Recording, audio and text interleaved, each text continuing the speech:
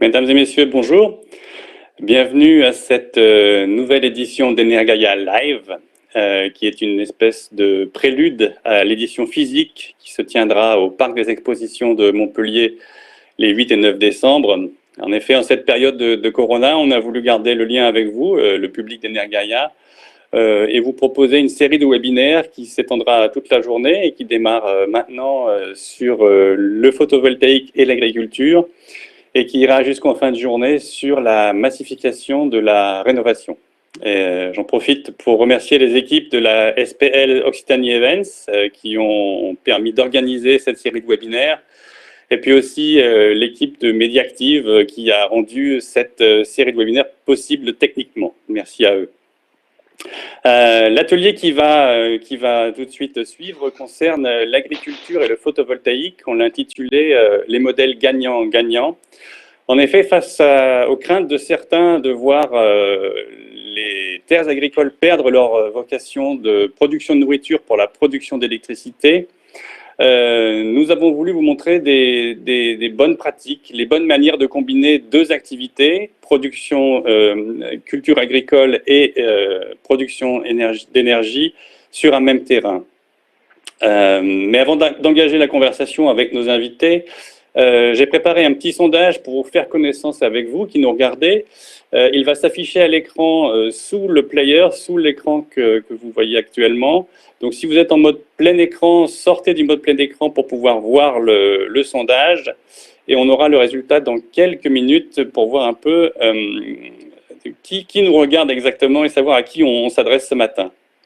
Merci de bien vouloir y participer.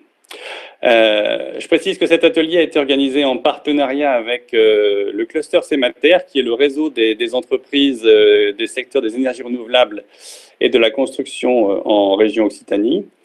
Et deux de ses membres ont d'ailleurs accepté de jouer les rôles de modératrices pour sélectionner vos questions et les relayer auprès de nos intervenants dans les temps d'échange avec le public qui sont prévus au cours de cette heure. Nous avons donc avec nous Venita Martino, qui est vice-présidente du Cemater. Bonjour à tous. Bonjour.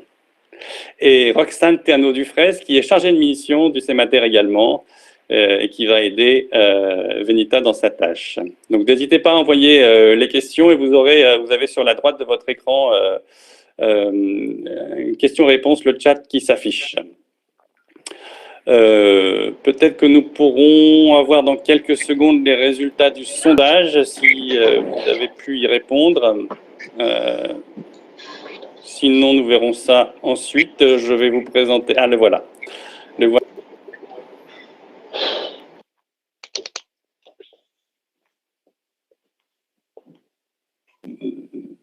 Bonne représentation de... Attendez, je suis désolé, mon écran est trop petit pour que je puisse lire. Voilà. 44% des personnes qui nous regardent sont actives dans le développement des projets d'énergie renouvelable et du photovoltaïque. 13,6 font partie des bureaux d'études, 12,1 sont des représentants des collectivités, 4,3 sont des représentants des agences et services de l'État, 6,4% des étudiants en formation professionnelle et seulement 2,1% des agriculteurs, mais ils ont sans doute fort à faire dans les champs à cette heure-ci. Merci beaucoup d'avoir pris part à ce sondage. Alors maintenant, je vais vous présenter nos intervenants qui vont apporter leur expertise à la question posée ce matin. Nous allons commencer avec Blandine Thuel, qui est présidente d'Act AgriPlus, un bureau d'études qui a été créé pour accompagner la transition énergétique et agroécologique des exploitations agricoles. Bonjour madame. Bonjour. Nous avons avec nous aussi Rémi Casteras, qui est directeur environnement solaire et éolien en mer de VPD France. Nous avons Antoine... Bonjour, pardon. Antoine Nogier, qui est président-directeur général du groupe Soner, qui est développeur et producteur d'énergie photovoltaïque, mais dont la filiale Sonagri a mis au point une solution agrivoltaïque dont il parlera dans un instant. Bonjour, monsieur. Bonjour. Et enfin, Pascal Chaussec, qui est président des agriculteurs producteurs d'électricité photovoltaïque associés, l'APEFA. Bonjour Pascal. On ne vous entend pas encore, mais le problème va peut-être se régler dans un instant. Alors, en attendant que Pascal puisse retrouver l'accès à son micro, je vous propose un premier tour de table pour introduire le sujet, en commençant par vous, Blandine Thuel. Est-ce que vous constatez une défiance a priori des projets photovoltaïques dans le monde agricole? Alors, défiance, c'est peut-être pas le mot, mais je parlerais plutôt de vigilance. Et c'est complètement logique parce que ce type de projet, donc sur sol agricole, va entraîner des modifications relativement importantes et donc qui vont être amenées à se poser des questions relativement importantes pour la pérennité de l'activité agricole. Je prendrai à titre d'exemple le fait que ce type de projet change de manière assez irrémédiable les relations entre le propriétaire foncier et l'exploitant agricole. Et donc, cela entraîne des questions à la fois juridiques, à la fois de transmission des exploitations, par exemple. Et puis également se pose la question de quid de la pérennité de l'activité agricole sous les systèmes photovoltaïques dans la durée. D'accord, donc on aura le temps de voir en détail un peu ces questions tout à l'heure. Est-ce que la résistance est la même aussi du côté des services de l'État? Est-ce que là aussi ils sont réticents à autoriser des projets sur les terres agricoles? Alors, il faut voir que nous sommes vraiment sur une thématique innovante et on a actuellement uniquement les premiers projets qui commencent à voir le jour. Et finalement, on se rend compte que les services de l'État ont une réaction très différente selon les départements. On a des départements plus proactifs, qui ont mis en place des réflexions, des guides et qui souhaitent vraiment pouvoir donc étudier ces dossiers de manière spécifique. Et puis d'autres qui sont peut-être un peu plus attentistes et qui attendent un petit peu des règles, un cadre, j'allais dire, plus national. Donc, on a vraiment une très grande variabilité des typologies d'études de ces dossiers dans chacun des départements français.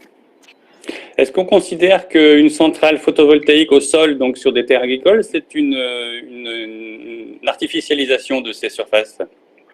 Alors, c'est tout à fait en fait une question, c'est un vrai paradoxe. C'est-à-dire que du fait que l'on installe une centrale photovoltaïque au sol, on dépose un permis de construire et donc par ce biais-là, de manière législative et juridique, on est dans une artificialisation des sols. Et dans le même temps, ces dossiers donc agrivoltaïques combinent une activité agricole pérenne principale avec une activité secondaire, le photovoltaïque. Et donc, par essence, ce sont des projets qui conservent l'activité agricole. Donc, c'est un vrai paradoxe à l'heure actuelle sur lequel, en fait, nous avons eu des échanges avec notamment certains élus et sénateurs qui ont reçu une réponse, j'allais dire, assez directe du ministère de l'Agriculture et de l'Environnement avec une mise en place d'une réflexion sur le moyen terme pour résoudre ce paradoxe. On reviendra en détail tout à l'heure sur ces sujets. Rémi Casteras, vous êtes développeur de projets photovoltaïques. Quel accueil recevez-vous de la part des agriculteurs? Est-ce que vous les sentez hostiles au photovoltaïque au sol?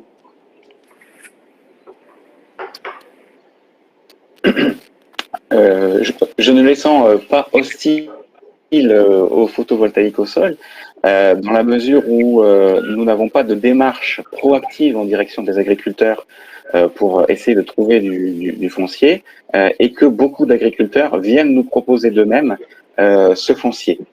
Ça, c'est les agriculteurs, mais les agriculteurs, c'est au-delà des agriculteurs, le monde agricole. Et lorsque je parle du monde agricole, là, par contre, la position est beaucoup plus mitigée. Comme vient de l'expliquer Blandine, on a vraiment des acteurs du monde agricole qui voient les panneaux photovoltaïques, même s'il y a un maintien des activités agricoles, comme l'abandon de terres agricoles. Ça peut être des champs d'agriculture, ça peut être des coopératives, ça peut être des gens qui travaillent autour du monde agricole, ça peut être aussi des élus qui sont beaucoup plus réticents à ces projets. Est-ce que, quand on parle de projets agrivoltaïques, S'agit-il vraiment de projets agricoles ou est-ce qu'ils servent de cache-sexe en quelque sorte à la production d'énergie? Alors, il faut distinguer entre les différents projets. Je pense que il y a, par le passé, il y a eu des projets qui effectivement où l'activité agricole, on nous a parlé d'alibi, hein, où l'activité agricole a servi d'alibi. On a installé des serres photovoltaïques sous lesquelles aujourd'hui rien ne pousse. Il y a des projets où on avait envisagé de mettre des animaux et ces animaux ne sont pas présents, en général des ovins, ou alors il y a eu des problèmes de mortalité. Ça, ce sont les premiers projets qui sont sortis. Je crois qu'aujourd'hui, notre profession a fait des efforts de ce point de vue-là et en tout cas, on peut développer des projets agricoles dans lesquels il y a une véritable coactivité, c'est-à-dire qu'on va avoir un objectif agricole, un projet agricole d'un côté, et de l'autre côté, un projet photovoltaïque de production énergétique. Et c'est bien vers là qu'il faut qu'on aille. Donc, sélectionner ces projets sur lesquels les deux sont compatibles et productifs pour les deux. On pourra également approfondir ce sujet dans quelques instants pour vraiment voir quel type de projet, quel type d'activités peuvent être co-développés. Monsieur Chaussec, Pascal Chaussec, est-ce que vous m'entendez? Est-ce qu'on peut vous entendre surtout? J'ai l'impression que le problème n'est toujours pas résolu. Donc, Monsieur Nogier, je vais me tourner vers vous. Alors, vous avez développé une solution agrivoltaïque. Il faudrait peut-être dire ce que ça signifie, s'il y a une définition de l'agrivoltaïsme. On détaillera dans quelques instants là aussi ce dont il s'agit, mais pourquoi est-ce que vous êtes allé sur le terrain de l'agrivoltaïsme? Pourquoi avez-vous développé un dispositif spécifique? Alors, on s'est penché sur la question il y a une douzaine d'années, avec comme objectif de faire en sorte que le solaire ne soit pas une nouvelle menace pour l'agriculture. Le solaire, l'agriculture fait face à déjà pas mal de menaces, l'artificialisation, l'urbanisation et les changements climatiques évidemment. Et puis le solaire, en fait, peut constituer une menace supplémentaire pour prendre des terres à l'agriculture. Donc la question qu'on s'est posée il y a 12 ans, c'est comment améliorer l'agriculture, sachant que comme une des composantes essentielles de cette réflexion, c'est qu'on n'a pas assez de terres agricoles sur la planète. On est dans une logique où il va falloir reconquérir des terres agricoles. On le voit d'ailleurs en Amazonie ou dans d'autres régions, mais ça va toucher également l'Europe, ça a déjà commencé. Et il va falloir produire plus pour nourrir une population plus grande et plus nombreuse. Et donc, on est dans une logique où il s'agit de préserver et même d'augmenter la capacité nourricière de la planète. Et donc, il s'agissait de trouver des solutions dans lesquelles le photovoltaïque peut améliorer la production agricole et non pas la diminuer. Est-ce que ce type d'installation rencontre une adhésion plus favorable auprès des agriculteurs, mais aussi de la population? Est-ce que vous avez pu tester ça pendant les 12 années de développement? Alors oui, et d'autant plus que cette nouvelle menace des changements climatiques et ravage les exploitations. On l'a vu récemment avec le gel printanier, et l'agrivoltaïque peut offrir une réponse. En fait, on va y revenir, mais on va utiliser le panneau non pas d'abord pour sa partie production d'électricité, mais pour sa capacité à faire ou non de l'ombrage. Et donc, c'est comme ça qu'on va utiliser d'abord le panneau, et on va pouvoir réduire en fait les extrêmes climatiques et donc réguler, j'allais dire, la production et le microclimat, ce qui va permettre d'améliorer la production agricole en quantité et en qualité. Donc, il y a un besoin croissant parce que, en fait, les irrégularités, les dysfonctionnements, j'allais dire, du climat s'accélèrent. Évidemment, ça pose des problèmes pour l'agriculture. Merci beaucoup. J'aimerais qu'on lance un deuxième sondage, non pas pour savoir qui regarde, mais ce que vous pensez du sujet que l'on aborde ce matin, pour connaître votre opinion justement sur la place du photovoltaïque sur les terres agricoles. Est-ce que vous y êtes favorable ou pas? Donc vous allez avoir un deuxième sondage qui s'affiche. sous votre écran à nouveau. Donc sortez à nouveau du mode plein écran si vous venez de nous rejoindre pour pouvoir voir le sondage s'afficher et y répondre. Et nous aurons la réponse dans quelques minutes. Pascal Chaussec devait être avec nous, mais malheureusement, je ne le vois pas revenir. Il a un petit problème technique. Le revoilà. Monsieur Chaussec, est-ce que vous m'entendez ? Vous m'entendez, mais on ne vous entend pas. Bien, écoutez, nous allons donc poursuivre le tour de table. À nouveau avec vous, Blandine Thuel. Donc votre métier, vous avez monté une structure qui est dédiée au projet agri-voltaïque et aussi agroécologique, qui fait appel à vous, les développeurs, les agriculteurs. Comment est-ce que vous procédez pour développer un projet photovoltaïque ? Ouais, donc Act Agri Plus en fait est né de deux compétences distinctes. D'une part, le bureau environnemental Artifex, qui notamment était précurseur dans les études préalables agricoles, et qui notamment avait une compétence réglementaire et de lien avec les DDT, et le cabinet actuel qui est spécialisé donc en agriculture et qui a une connaissance assez fine des filières et du monde agricole.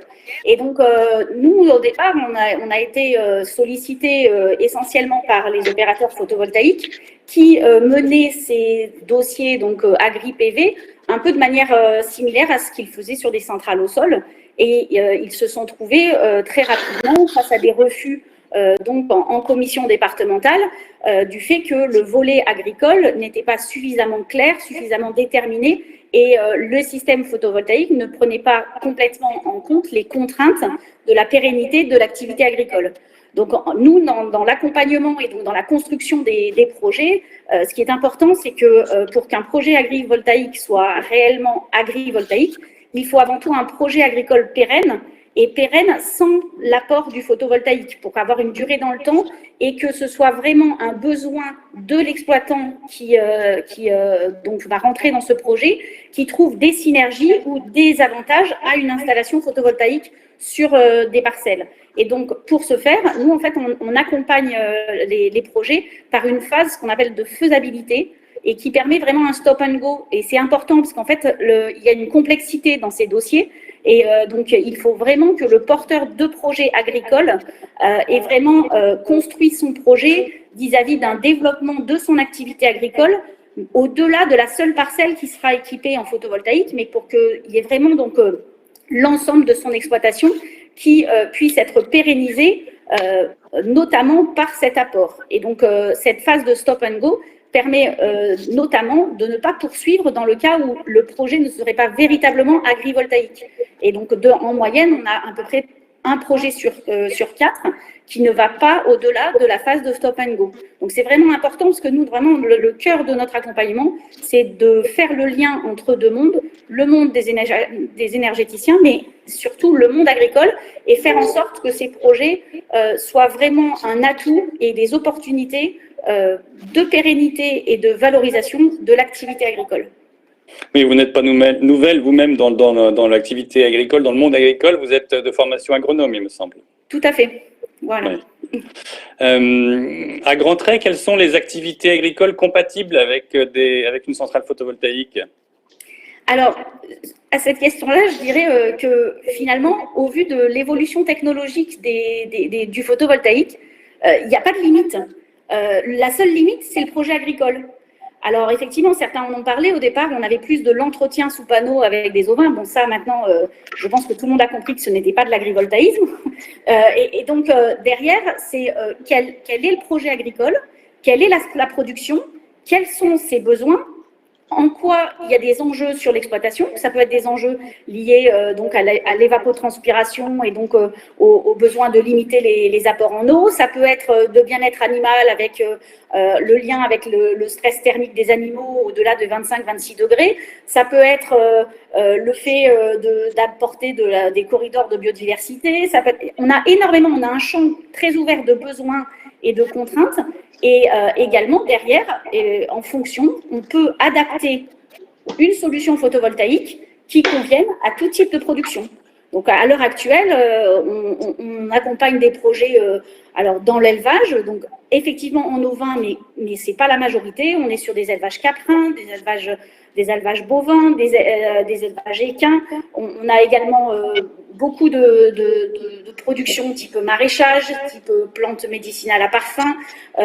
Nous avons aussi de l'arboriculture, de la viticulture et dernièrement même des activités notamment de production de semences avec des contraintes bien spécifiques et pour lesquelles en fait on a une réelle synergie par l'apport de solutions photovoltaïques pour notamment gérer les aléas climatiques, améliorer les spécificités de la production à des moments clés pendant la conduite de culture. Vous parliez des bovins, ça veut dire qu'on peut mettre aussi des bovins sous des panneaux photovoltaïques. On a toujours entendu dire qu'ils risquaient de détruire les structures photovoltaïques.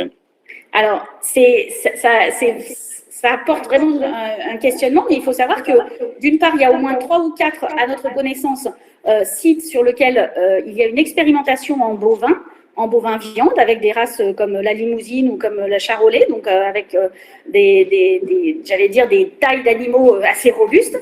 Ce qu'on peut voir, c'est que sur ce type d'expérimentation, on est aussi sur des sites où le type de photovoltaïque n'est pour l'instant pas vraiment adapté aux bovins, avec des panneaux relativement bas au sol, etc. Mais en fait, en fonction d'un type de conduite, en fonction de la mise en place, par exemple, d'endroits de grattage, d'une aération à l'entrée du parc, pour qu'il n'y ait pas des animaux qui soient regroupés et qui donc ne permettent pas de gérer ce qu'on appelle les dominances dans les troupeaux, des choses comme ça, on a tout à fait une compatibilité possible avec le bovin viande, et ce d'autant que actuellement, on raisonne sur des adaptations des parcs qui sont complètement différents, avec des hauteurs de panneaux qui prennent en compte à la fois la taille des animaux, la présence ou pas de cornes, etc. Donc en fait, tout est en train d'évoluer et les bovins sont des animaux particulièrement dépendants donc, du stress thermique. Et on sait qu'actuellement, là on le vit avec une vague de chaleur un petit peu inhabituelle en cette période, mais pendant l'été, c'est aussi vis-à-vis du bien-être animal, un axe aussi très, très préoccupant pour la pérennité de l'élevage en France. Est-ce que vous auriez un exemple concret là sur lequel vous travaillez en ce moment avec un exploitant de projets photovoltaïques? Vous en avez beaucoup. Oui, c'est-à-dire qu'on en a beaucoup et on en a de très différents. Et ce que j'expliquais, c'est que pour nous, les projets agrivoltaïques ne sont pas duplicables.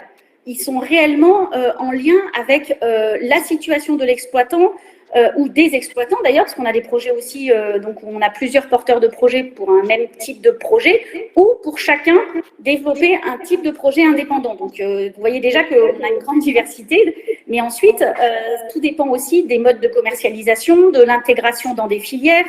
Les projets agrivoltaïques en fait sont extrêmement variables et ils interviennent à des moments de vie des exploitants, plutôt juste, j'allais dire, dans des transitions de système, sur des changements de conduite de troupeaux, sur des changements de mode de commercialisation, etc. Donc en fait, on a vraiment une très grande diversité.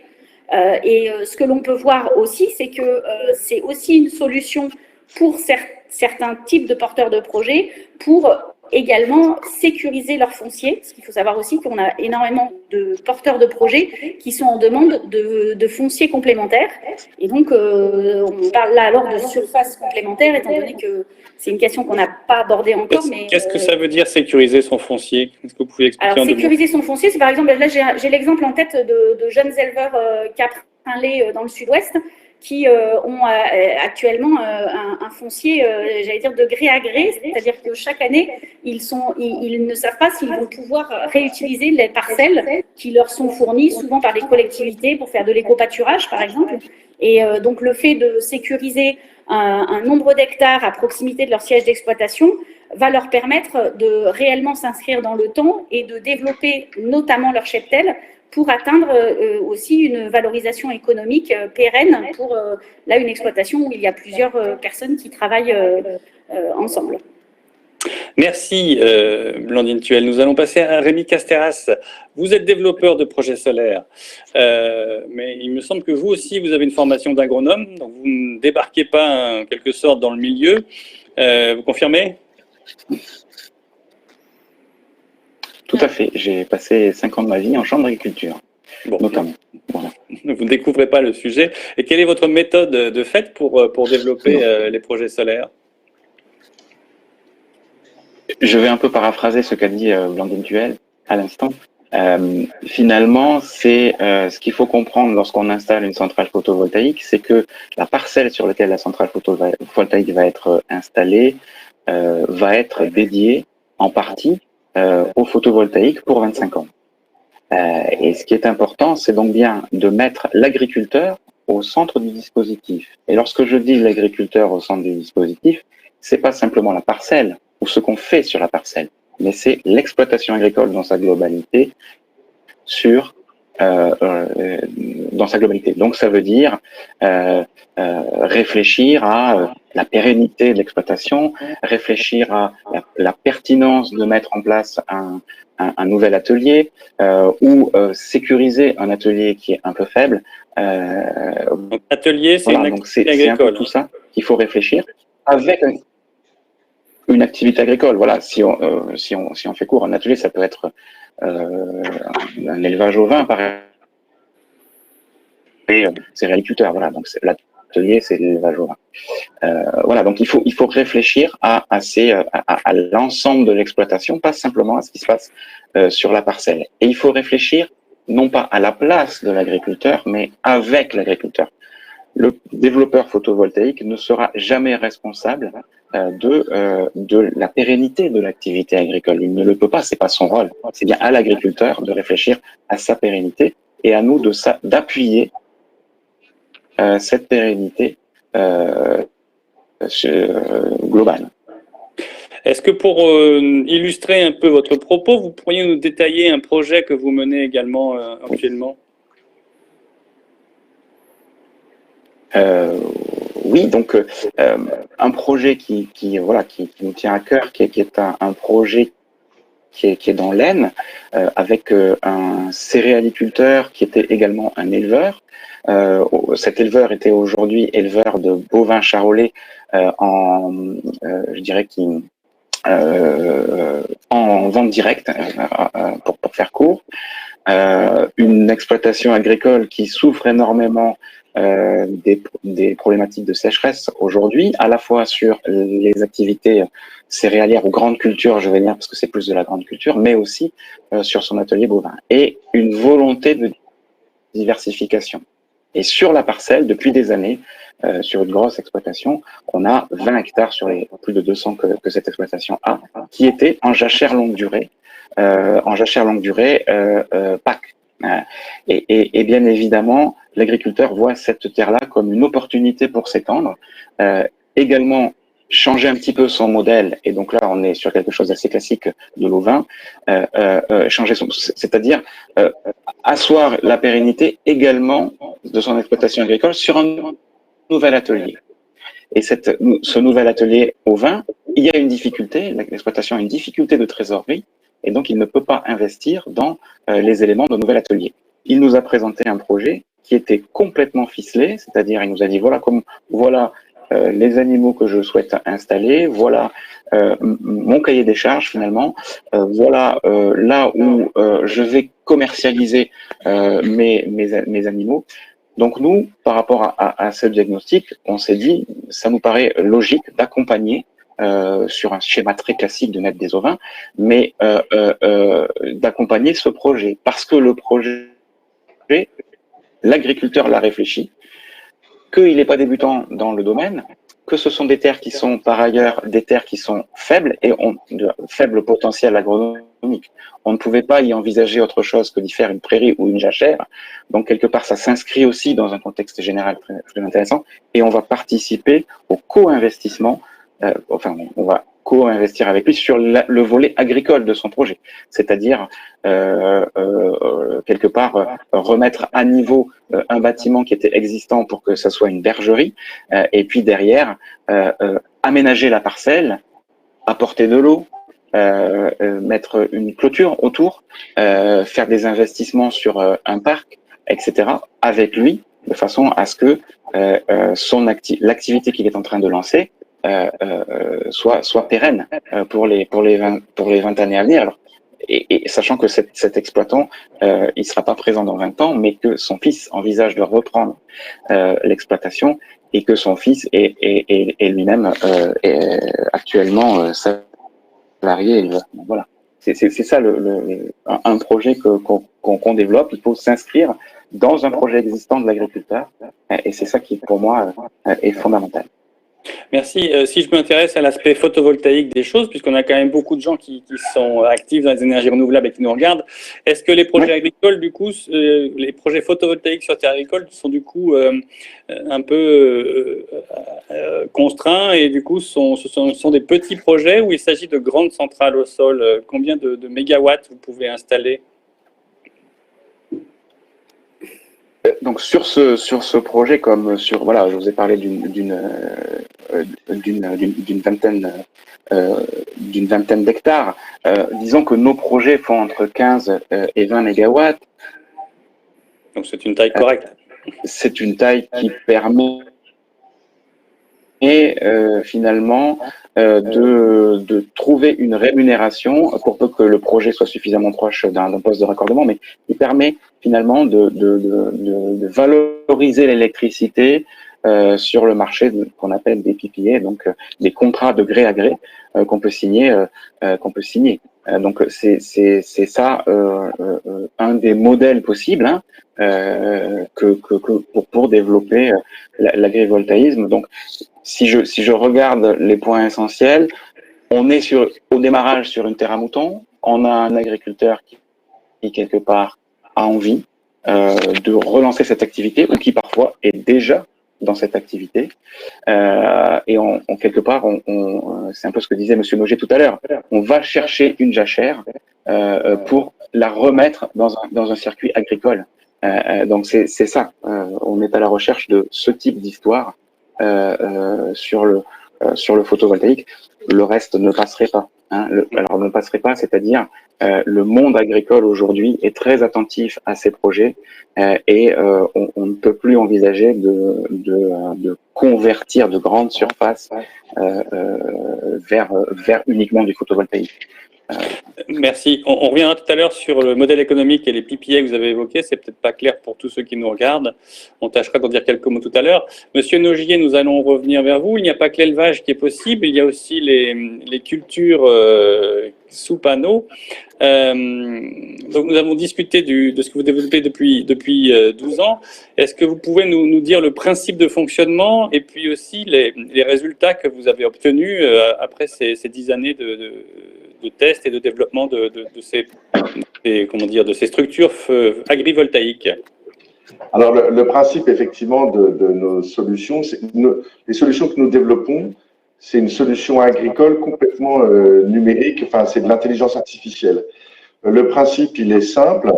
Au-dessus de culture, on va mettre une persienne formée de panneaux solaires, mais à la rigueur, cette persienne pourrait ne pas être formée de panneaux solaires, comme je l'ai dit tout à l'heure.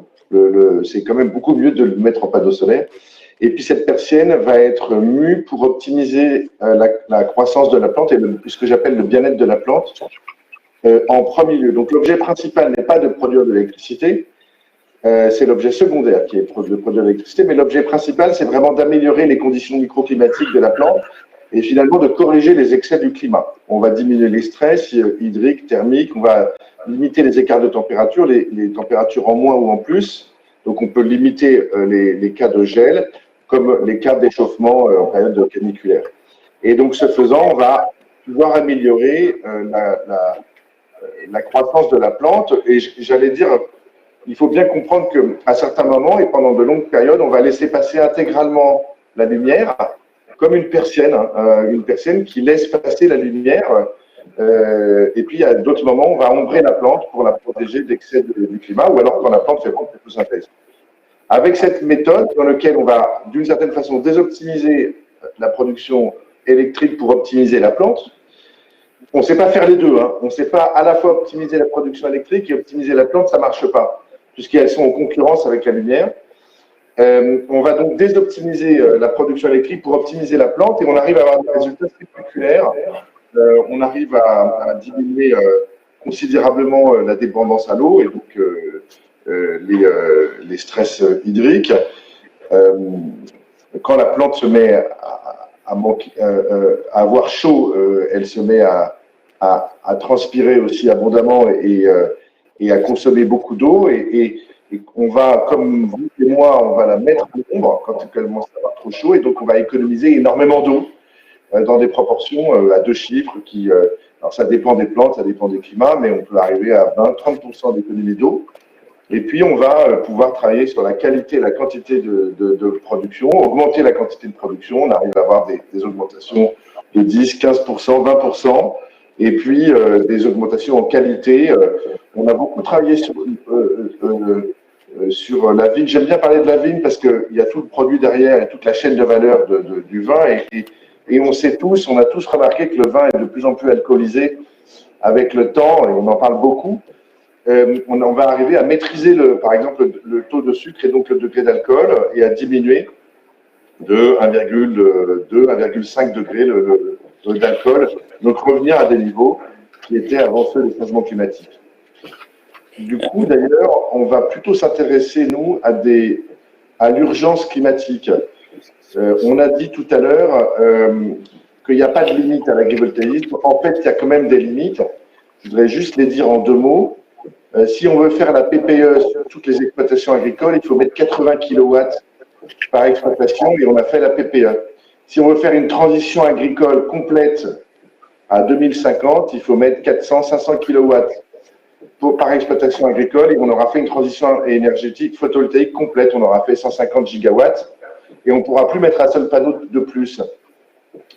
Dit autrement, on ne peut pas promettre à tous les agriculteurs de faire des projets de 5, 10, 15, 20 mégawatts.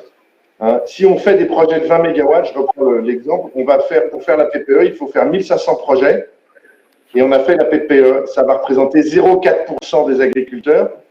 Donc, il va falloir expliquer aux 99,6% autres pourquoi on n'a pas pu faire quelque chose chez eux. Et là où je veux en venir, c'est que nous, il nous semble que dans ce contexte, finalement, on ne pourra pas mettre des projets chez tout le monde. Alors, dans ce contexte, il faut déjà privilégier les bâtiments si on veut que le photovoltaïque soit un outil, j'allais dire, redistributif pour tous. Il faut privilégier le bâtiment, absolument. Et puis, sur les centrales de plus grande taille, celles dont on parle aujourd'hui, il faut sans doute privilégier des situations d'urgence. Des situations pour lesquelles l'agrivoltaïsme est un vrai levier de transformation et surtout pour lesquelles, finalement, il n'y a pas beaucoup d'autres solutions où c'est une solution efficace. Mais on ne peut pas en mettre partout, quoi. Vous voyez. Et donc, nous, on s'est vraiment intéressé aux cultures et aux cultures cultures concernées par l'urgence climatique, donc dans des régions pour lesquelles aujourd'hui, d'ores et déjà, on commence à avoir des difficultés de cultiver ces plantes. On pense beaucoup à la viticulture, mais on pense aussi beaucoup on travaille beaucoup sur l'arboriculture, parce que quand vous plantez aujourd'hui, eh ben, vous devez tenir le climat, tenir dans la durée, si je puis dire. Et quand vous plantez un arbre, il doit tenir jusqu'en 2050, quoi.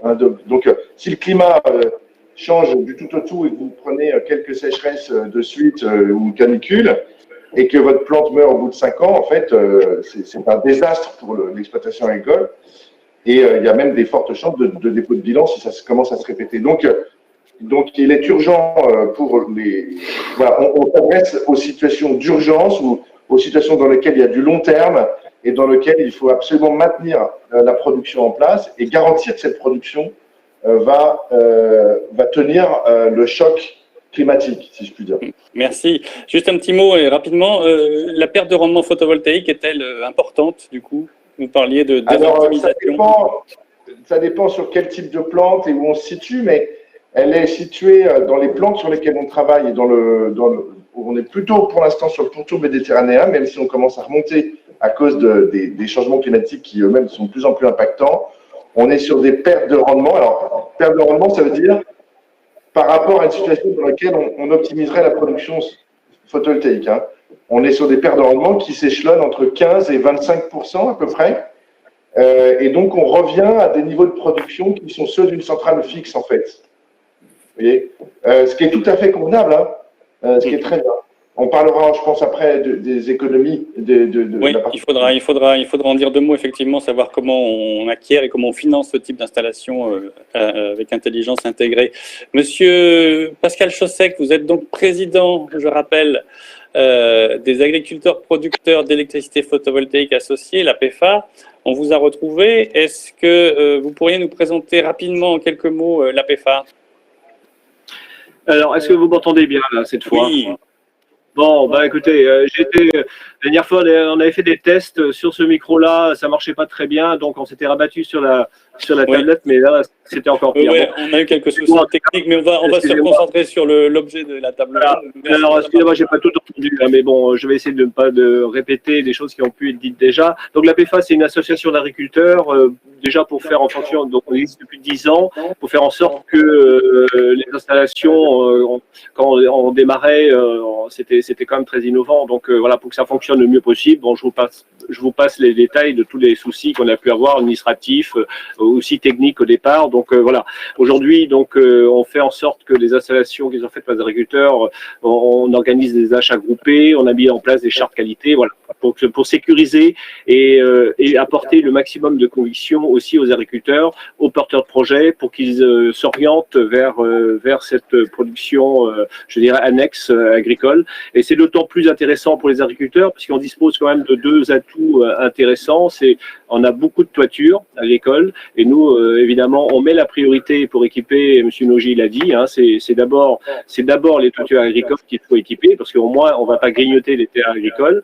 Juste pour exemple, si je prends, parce qu'on a fait des calculs comme ça par rapport à tout l'ensemble des surfaces dont on dispose, surfaces toiture, hein, on a rien qu'en Bretagne, on a un peu plus de l'équivalent de 2 centrales nucléaires. Donc vous voyez, c'est quand même pas anodin. Donc il faut effectivement mettre de la priorité pour remplacer ces toitures, d'autant que certaines, enfin, beaucoup encore sont amiantées et ça permettrait aussi de régler ce problème-là. Donc voilà, on est là, nous agriculteurs, pour faire en sorte que un maximum d'agriculteurs puissent participer justement à cette production d'énergie renouvelable, qui est très complémentaire à notre métier, puisque nos productions, en général, en moyenne, subissent des aléas. La production d'énergie sur des contrats de 20 ans est quand même quelque chose qui apporte un revenu, je dirais, très précis, sécurisé. Donc c'est quand même très intéressant et complémentaire. Et pour faire le lien avec l'agrivoltaïsme, j'ai presque envie de dire que ça va représenter quand même très peu d'agriculteurs, puisque il y a des estimations qui sont faites pour atteindre les objectifs de la PPE pour 2028. Donc, on doit multiplier par 4, même un peu plus que par 4. On fera le maximum pour les toitures. Tout ce qui est des frites, la priorité évidemment sont déjà sous contrôle. Donc il reste effectivement les terres agricoles.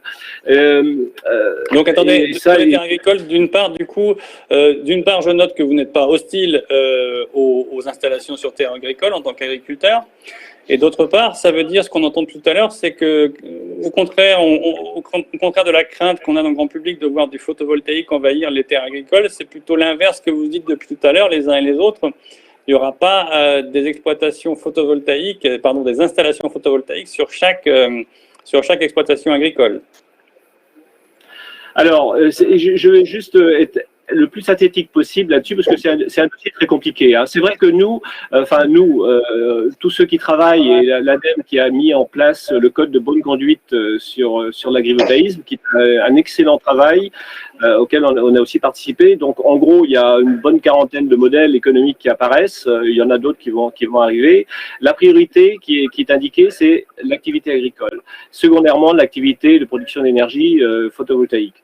Bon, le paradoxe là-dedans, c'est que le revenu ou même le chiffre d'affaires qui est sorti à l'hectare par l'activité agricole est quand même en général très très largement inférieur au chiffre d'affaires généré par l'activité solaire. Bon, après ça dépend des productions. Hein. Si vous prenez une activité de foin, de fourrage que vous valorisez en foin, de petites terres, ça va être 500, 600 euros de chiffre d'affaires par an, alors que en solaire, ce sera coefficient, plusieurs dizaines de fois. Alors, si vous avez un château Yquem, un vin de très haute qualité qui est protégé par un agrivoltaïsme dynamique, qui évidemment, le chiffre d'affaires est beaucoup plus équilibré. Bon, trêve. Donc, ce que je veux dire par rapport à moi, mon avis d'agriculteur, c'est que ces projets en agrivoltaïsme, en général, sont des grands projets. C'est-à-dire qu'il y a des seuils de surface à atteindre pour diluer un peu les coûts fixes, surtout si on monte vers le nord, puisque dans le sud, on a quand même plus de production avec la même installation, on produit quand même nettement plus d'électricité. Donc on peut se permettre d'avoir des moins de surface en quelque sorte. Et le paradoxe, c'est que plus on monte dans le nord, si on veut diluer un petit peu les coûts fixes, il faut quand même atteindre une certaine taille critique de surface pour que ce soit quand même un minimum rentable. Donc, si je prends une fourchette large qu'on estimait de 20 000 à 40 000 hectares au niveau national pour atteindre des objectifs, si je prends une moyenne de 15 hectares par parc agrivoltaïque, ça fait 2000 agriculteurs qui seraient, on va dire, très gagnants dans cette affaire-là, puisque je ne sais pas si vous en avez parlé, mais la location du foncier, la location de l'hectare, surtout dans le sud, il y a un dérapage au niveau des tarifs de loyer à l'hectare qui déstabilise déjà le marché. Donc, il faut être extrêmement vigilant là-dessus et ne pas accepter n'importe quoi. Donc, il faudra que la profession aussi se préoccupe d'éviter de mettre des loyers trop élevés et au moins répartir ça d'une façon pour que plus d'agriculteurs que les fameux, je prends cet exemple-là, mais c'est très restrictif, 2000 agriculteurs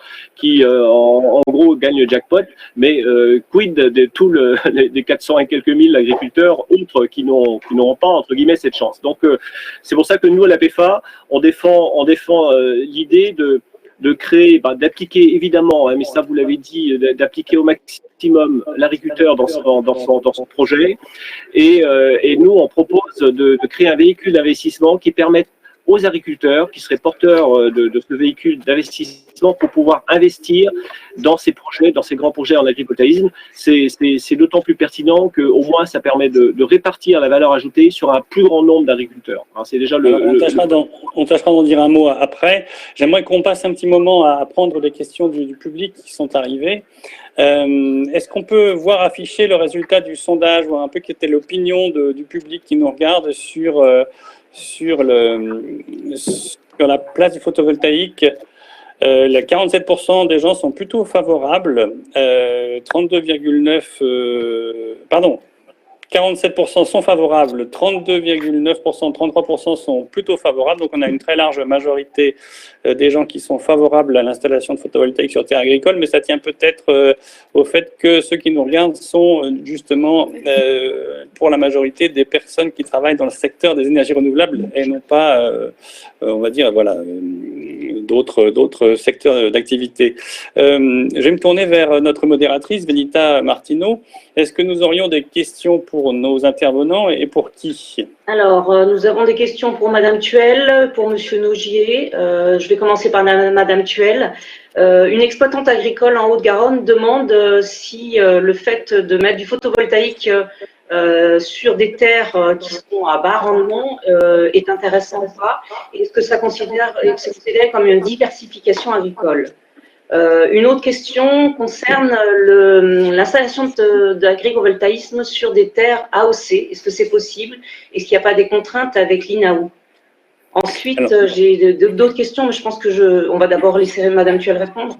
Oui, sur la première question, je pense que certains intervenants ont déjà un peu répondu. C'est vrai que comme il fallait privilégier au départ les toitures ou et tous les terrains, j'allais dire, plus dégradés pour installer des centrales photovoltaïques, dans un premier temps, il est aussi préférable d'utiliser des terrains qui sont plus faibles agronomiquement, mais tout dépend effectivement du type de projet. Parce qu'en fait, si on n'a pas, par exemple, d'élevage, on a aussi beaucoup de pertinence sur des terres arables, voire irriguées, etc., de créer un atelier de diversification ou de pérennisation d'un atelier sur des terres à haute valeur agronomique. Donc, pour moi, je n'oppose pas les uns et les autres. Par contre, effectivement, si on a une prairie qui, notamment, est séchante l'été, et donc a un rendement en foin ou en pâturage relativement faible, il faut savoir qu'on a quand même des retours d'expérience sur donc la création d'ombrage via les panneaux qui permettent, dans certains cas, d'améliorer significativement le rendement en herbe d'une parcelle à faible rendement, particulièrement sur les mois de sortie de printemps et de prolongement d'automne. Et donc là, on a vraiment aussi un axe de pérennité de l'activité d'élevage avec une augmentation de l'autosuffisance alimentaire d'un troupeau. Et on sait que ces critères d'autosuffisance en élevage sont très liés aux critères économiques pour la pérennité de l'élevage. Donc, pour moi, je dis oui, mais pas seulement, parce que voilà, là, on parle de projet et on parle de structure d'exploitation. Donc, c'est une piste, mais ce n'est pas la seule. Et sur les terres AOC, du coup? Alors, sur les terres AOC, effectivement, les règlements sont parfois restrictifs, parfois certains le signalent de manière ferme, d'autres ont laissé ouvert et sont actuellement en discussion au sein de chaque AOC. Donc, effectivement, c'est aussi très en lien avec notamment les aspects paysagers qu'il faut prendre en compte. Et donc, c'est pas systématique et effectivement, c'est plutôt des zones sur lesquelles il est plus difficile d'avoir une acceptabilité de ces projets. Je me tourne vers Antoine Nogier pour reposer cette question, en particulier sur l'aspect acceptabilité. Est-ce que sur des vignobles AOC, on peut imaginer des structures telles que Sonagri les propose, ou est-ce que c'est niette? Oui, on est en train d'y venir, mais comme ça a été très bien dit, c'est du cas par cas. Et en fait, l'INAO et puis les appellations elles-mêmes prennent conscience qu'en fait, il va falloir quand même évoluer sur un certain nombre de règles, puisque maintenant que le climat change, c'est plus possible de rester figé. Donc, ça dépend vraiment des cas, et on est en train de faire, nous, des expérimentations sur des AOC, donc à titre dérogatoire. En fait. Merci. Benita, une autre question? Oui, ça concerne donc Monsieur Nogier. C'est par rapport justement à l'agrivoltaïsme sur les vignes. Il y a une question qui est posée par rapport au mildiou.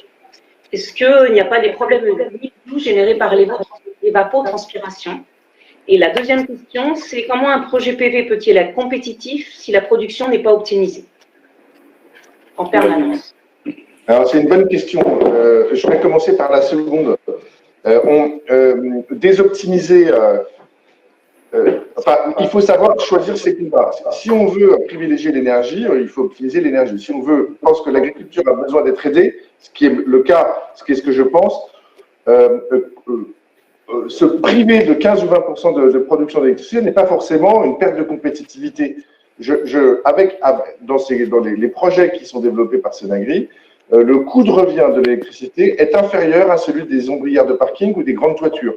Donc, voilà. Si on rajoute les bénéfices agricoles qui sont directs, qui sont permis par cette optimisation agricole, ce principe des persiennes, et si on réimpute un peu virtuellement, si je puis dire, le bénéfice sur le coût du kilowattheure, on s'aperçoit que dans un certain nombre de cas, le kilowattheure produit est compétitif par rapport à celui des centrales au sol.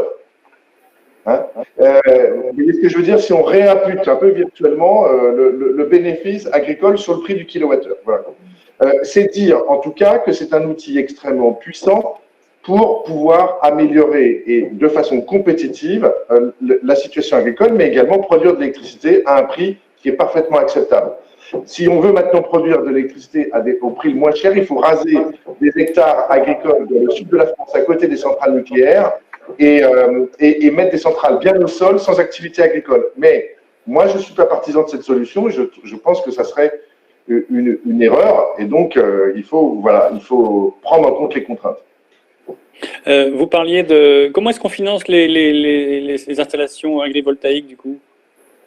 Est-ce qu'un agriculteur peut acquérir tout un champ agrivoltaïque tel que vous le développez ou comment ça se fait? Alors, nous, on s'adresse soit à des agriculteurs qui nous mandatent en fait pour construire leurs projets, et donc ils sont eux les investisseurs.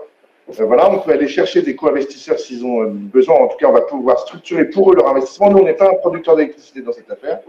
Et puis, on agit également pour des producteurs d'électricité qui viennent nous chercher pour pouvoir faire ce pilotage indépendant de la production d'électricité, ce qui va garantir que le producteur ne va pas tourner le bouton sur production max dès que le projet sera installé.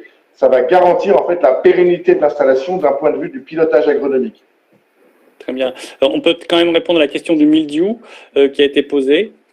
Mildiou, on peut optimiser, on peut sécher en fait, et on peut avoir une activité séchante, et donc on peut tout à fait contrôler l'humidité. On a un moyen de contrôle de l'humidité. Encore une fois, les panneaux peuvent se mettre soit à la verticale complète, et donc laisser passer intégralement le soleil, soit ombrés, et donc en fonction des conditions microclimatiques, on va pouvoir agir sur l'humidité, et donc on peut contrôler un certain nombre de maladies ou de parasites d'ailleurs. On a pu observer sur d'autres fonctions que la vigne des impacts très importants sur des insectes, par exemple, des choses comme ça, avec uniquement ce pilotage de l'ombrage. Merci. Est-ce que Venita, on aura une question pour nos autres intervenants? Oui, j'ai deux questions de Casteras. La première, c'est a-t-il obtenu son permis de construire sur le projet dont il a parlé tout à l'heure dans l'Aisne? Et la deuxième, c'est comment se passent les opérations de maintenance sur des projets agrivoltaïques où il y a des animaux, de l'élevage? Monsieur Casteras. Donc le projet, on est en train d'obtenir les autorisations. Je vous entends et vous? Oui. M'entendez-vous? Ouais. Tout à fait, oui, oui. On est en train d'obtenir les autorisations sur le projet dans l'Aisne. Un point important, c'est que ce projet a le soutien de la Chambre d'agriculture. Donc c'est un projet qui, à mon sens, le soutien de la Chambre d'agriculture, le soutien de la communauté de communes, le soutien de la mairie. Donc c'est un projet qui, à mon sens, est un projet voilà, sur lequel l'autorisation ne posera pas de soucis. Par rapport à l'entretien, c'est un point qui est effectivement très important.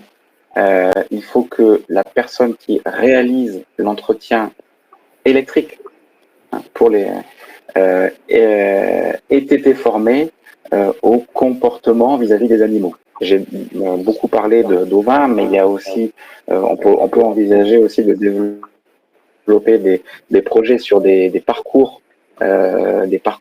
avicoles, qui, je pense, sont particulièrement intéressants parce que finalement, là, on a moins de concurrence pour le soleil entre la production d'animaux et de l'autre côté la production photovoltaïque. Donc là aussi, c'est pareil.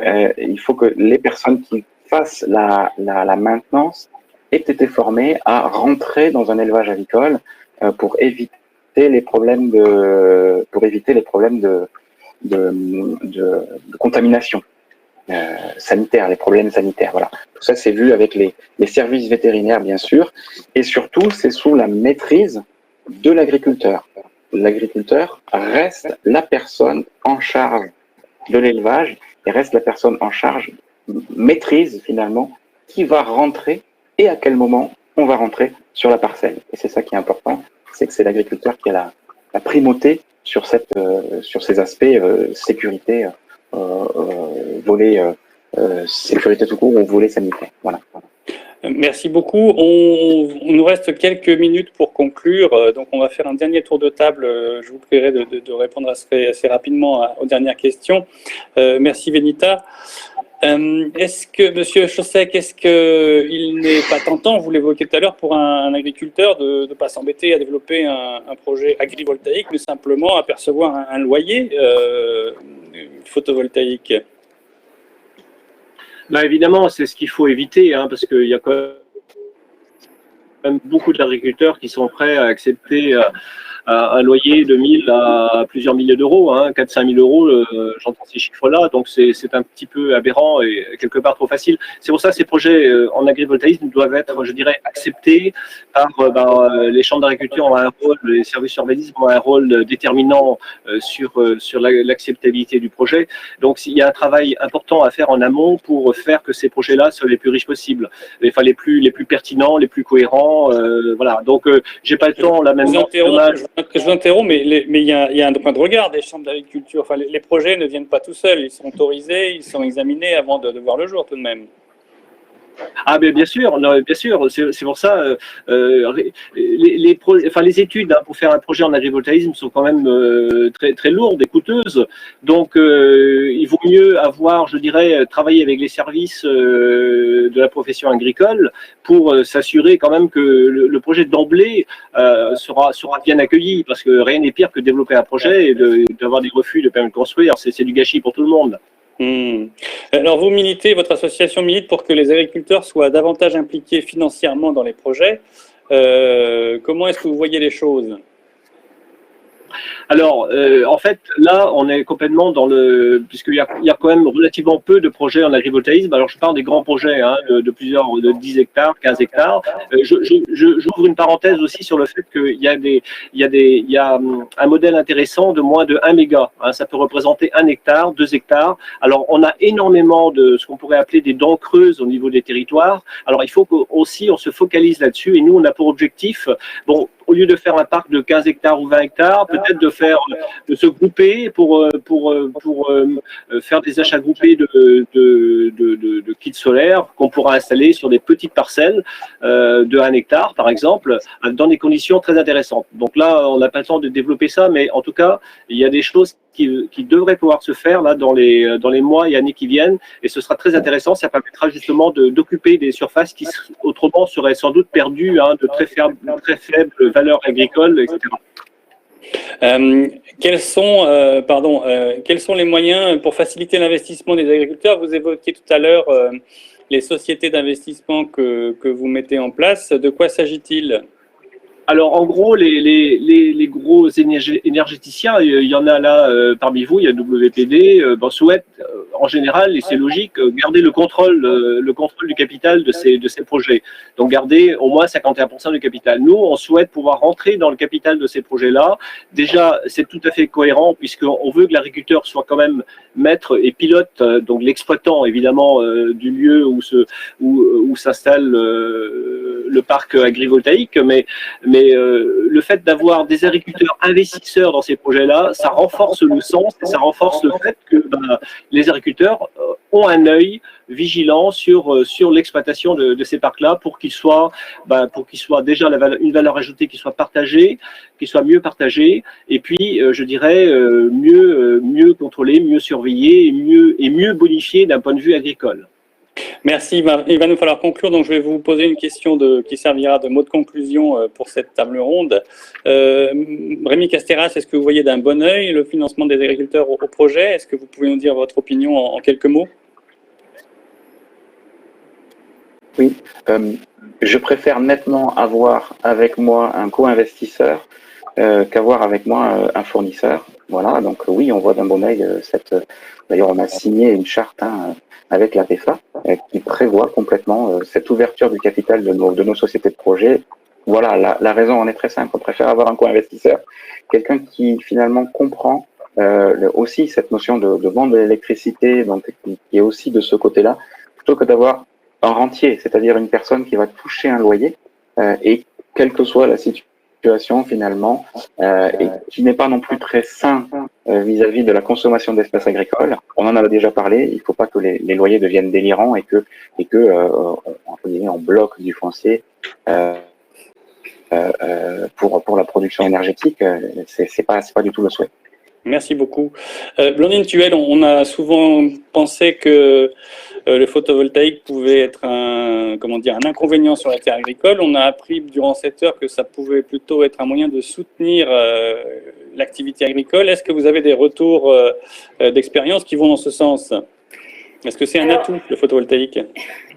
c'est un atout, mais comme on l'a dit aussi, c'est un vrai enjeu et il faut être vraiment très attentif sur le niveau de loyer, le fait que ça peut être aussi un risque d'une démarche purement patrimoniale. Et donc, c'est vrai que là, le point de vigilance, il est aussi sur gérer l'équité entre le propriétaire foncier et l'exploitant, parce que c'est ça qui va aussi pérenniser l'activité agricole. Alors souvent, c'est un petit peu compliqué du point de vue des opérateurs photovoltaïques qui sécurisent d'abord, avant tout, le foncier, avec généralement des niveaux de loyer au départ qui globalisent le tout, alors que véritablement, si on veut vraiment un partenariat gagnant-gagnant et que l'agriculture sorte gagnante de ces projets agrivoltaïques, il faut privilégier avant tout le porteur de projet agricole, celui qui va exploiter pendant la durée de la centrale, et donc que lui-même soit rémunéré avec donc qui lui permette de pérenniser ou de passer un cap sur son exploitation. En revanche, avant tout, son projet agricole doit être durable sans le revenu photovoltaïque. Et pour nous, c'est vraiment, dans notre démarche, quelque chose de particulièrement important. Merci beaucoup. Monsieur Nogier, vous avez lancé la semaine dernière avec d'autres acteurs qui sont Remtech, Kilowatt-Sol, Altergy Développement et Racine, l'association France Agrivoltaïsme, dont vous êtes d'ailleurs le président. Pourquoi une telle association était-elle nécessaire et quel va être son rôle? Alors, depuis, il y a plein d'autres qui nous rejoignent et donc le nombre d'adhérents augmente. On a voulu faire cette association pour structurer cette filière qui n'est pas une filière de l'énergie, c'est une filière agricole et on a souhaité mettre en place une gouvernance, j'allais dire équilibrée entre le monde de l'agriculture et le monde de l'énergie, dans laquelle il n'y en aura pas un qui prendra le pouvoir sur l'autre, de façon à ce que tout le monde puisse dialoguer. Il nous semble aussi absolument nécessaire, je l'ai dit tout à l'heure, mais de pouvoir commencer à structurer cette filière auprès des services de l'État, promouvoir des référentiels, représenter les intérêts de la filière, organiser peut-être les priorités, je l'ai dit tout à l'heure, mais on ne peut pas faire de l'agrivoltaïsme sur 400 000 exploitations agricoles, ce n'est pas possible. Et donc, il faut que l'État puisse en fait dialoguer avec la filière pour pouvoir savoir comment organiser cette filière. Donc, on va traiter les sujets de culture et évidemment aussi les sujets d'élevage. Et j'invite tous ceux qui sont intéressés par cette filière très prometteuse à nous rejoindre. Merci, le message est passé. Je vous remercie tous les quatre de vous être connectés à cette plateforme ce matin pour nous apporter votre expérience et puis votre expertise sur l'agrivoltaïsme en développement et puis les bonnes pratiques qui vont sûrement voir le jour sur les territoires français. Je remercie aussi le public qui nous a suivis durant cette heure et puis nos deux modératrices. Et puis, je vais vous retrouver dans quelques instants, dans 5 minutes, sur un autre sujet qui est le démantèlement et le renouvellement des parcs éoliens, en particulier l'aspect du recyclage des parcs éoliens. Donc, on a pris un peu de retard pour boucler cette table ronde, mais on sera à l'heure sur la prochaine. À tout de suite sur une autre plateforme. Merci à tous. Au revoir. Merci. Au revoir. Au revoir.